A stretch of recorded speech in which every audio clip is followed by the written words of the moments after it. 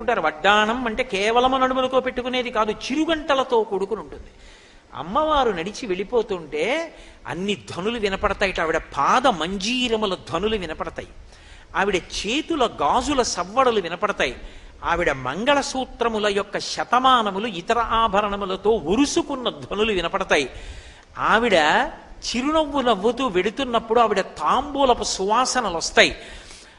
అందుకే మరాళి మందగమన, ఆవిడ మెల్లగా నడిచి వెడుతూ ఉంటే పరమహంసలైనటువంటి వారు అమ్మవారిని ఉపాసన చేస్తుంటే ఆవిడ నడిచి వెడుతున్నప్పుడు ఆవిడ పాదములకు పెట్టుకున్న మంజీర ధ్వనులు కూడా వినపడతాయి.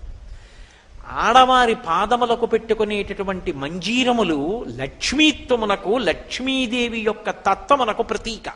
ఆమె లక్ష్మిగా ఇంట నడుస్తోంది అంటే ఆ ఇంట లోటు లేదు. ఆమె భర్తకి ఆయుర్దాయమునకు లోటు లేదు. ఆ ఇల్లు సర్వసౌభాగ్యాలతో విలసిల్లుతుంది. ఇది కదా శివుడు చెప్పాడు, సర్వసంపత్కరం శీఘ్రం పుత్రపౌత్ర ప్రవర్ధనం వ్రతానాముత్తమం నామ సర్వసౌభాగ్యదాయకం అని కదూ పరమశివుడు చెప్పింది. అపారమైన సౌభాగ్యం ఇస్తుంది, పుత్రపౌత్రాదులను వృద్ధి చేస్తుంది, ఐశ్వర్యాన్ని ఇస్తుంది. ఒక ఆడది ఒక కుటుంబాన్నంతటినీ ఎలా వృద్ధిలోకి తీసుకురాగలదో చెప్పగలిగిన వ్రతం. పురుషుణ్ణి కూడా ఆయుర్దాయంలో నిలబెట్టి బతికుండేటట్టు చేయించగలిగినటువంటి వ్రతం. ఆడది ఎంత శక్తివంతమైన ఉపాసన ఏడాదికొక్క రోజు చేసినా ఇల్లు నిలబెట్టగలదో నిరూపించగలిగినటువంటి వ్రతం వరలక్ష్మీ వ్రతం. అటువంటి వ్రతం చేస్తే వాళ్ళకి ఆభరణములు అమరాయి. ఆభరణములు అంటే చేతికి గాజులు వేసుకుంటారు ఆడవాళ్ళు. అవి సౌభాగ్య సూచన. ఎందుకని అంటే చూడండి, పురుషుణ్ణి దెప్పి పొడుస్తుంటారు. ఎక్కడికో బదిలీ అయ్యాడు అనుకోండి, ఆయన ఒక్కడే ఉంటున్నాడు, పాపం ఏదో ఆయనే వండుకుంటూ ఉంటాడు, చెయ్యి కాల్చుకున్నాడు అంటారు. ఎందుకని అంటే ఆయనే వంట చేసుకున్నాడు అని అర్థం. చెయ్యి కాల్చుకున్నాడు అంటే శిక్ష, ఆయనకి వండి పెట్టేవాడు లేడు, ఆయనకు ఆయనే వడ్డించుకుంటున్నాడు.